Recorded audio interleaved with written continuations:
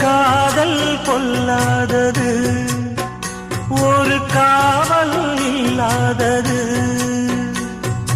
ஊதக்காத்தில் வஞ்சி மாது ஒத்தையிலே வாடும்போது போர்வை போல பொத்தி அணைப்பே.